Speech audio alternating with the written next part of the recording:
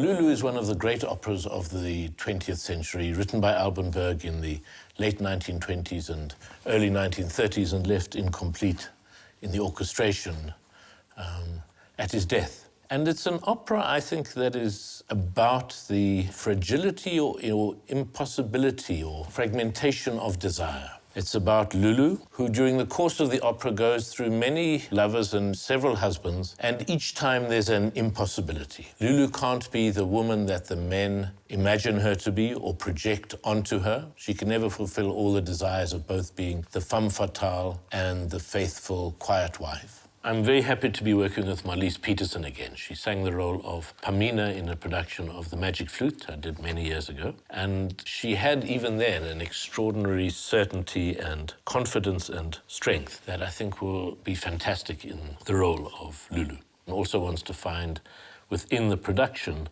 the logic of the character, which may not be the identical to how she's done it before. So I'm really looking forward to the excitement of that exploration.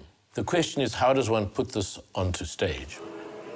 The approach that I have with the collaborators I'm working with, and as with the production of The Nose, it's very much a collaboration between construction of the video, the set designer, the costume designer. So there are a number of projections and images and drawings, not so much animations, more static drawings or slightly shifting drawings, which sometimes are drawings of Lulú, sometimes drawings of her lovers and husbands, sometimes wider scenes, but each of them with the possibility that they can fragment, they can fall apart, they can lose their stability.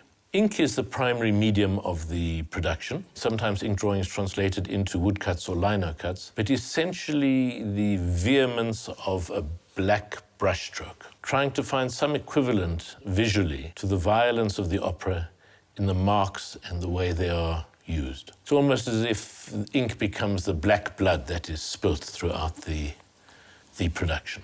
The set has to work in two ways. It has to work as the receiver of the projection, so it has to be surfaces on which we can see the projections, not necessarily flat, but it also has to work as a theatrical space of the different rooms, the artist's studio, the garret in London, the gaming room in Paris, Dr. Schoen's house. And so the furniture and the flats and the walls have to both have an Art Deco attention to detail and finish and material, and also work in a way that they can reflect the projected images.